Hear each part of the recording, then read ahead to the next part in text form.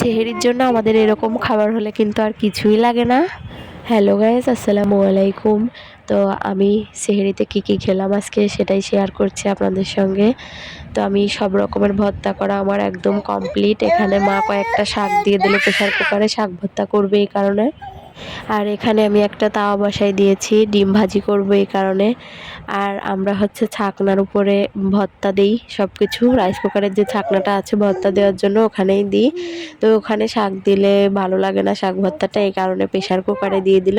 আর আমি কিন্তু অনেক রকমের ভর্তা করে নিয়েছি, ডাউল ভর্তা, মিষ্টি কুমড়া ভর্তা, উস্ত ভর্তা, তারপরে আরও হচ্ছে ঢেঁড়স ভর্তা।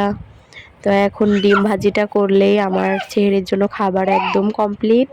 আর পটল ভাজি করে নিয়েছি, এরকম খাবার হলে কিন্তু আমার আর কিছুই লাগে না।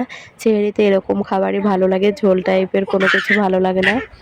আর আমাদের আয়েশা মুস্তাকিম কিন্তু আজকে উঠেনি, ও আয়েশা একদিনও ওঠে না, মুস্তাকিম মাঝে মধ্যেই উঠে জ্বালাতন করে। তো ডিম ভাজিটা আমি একদম কড়া করে ভাজি করছি, নইলে আমাদের বাসার কেউই খেতে পছন্দ করে না। এই জন্য অনেকক্ষণ ধরে ভাজি করে নিয়ে একদম কড়া কড়া ভাব আসলো, তখন এই যে 3 জন খাবো 3 পিস করে নিচ্ছি। তাওয়া থেকে যদি নামাই হাত দিয়ে কাটতে গেলে কিন্তু গরম কাটতে পারবো না, এই কারণে আমি খুন্তি দিয়ে সুন্দর করে কেটে 3 পিস করে নিচ্ছি। আমরা কিন্তু প্রতিদিন অনেকক্ষণ আগেই খাওয়া দাওয়া করে বসে থাকি, তো এখন খাওয়া দাওয়া করতে হবে। তো আজকের সেহরিটা এগুলো দিয়েই করেছি। তো সবাই আমার ভিডিওটা দেখে থাকলে অবশ্যই লাইক করবেন, কমেন্ট করবেন এবং সাবস্ক্রাইব করতে ভুলবেন না। সবাই ভালো থাকবেন, সুস্থ থাকবেন। আল্লাহ হাফেজ।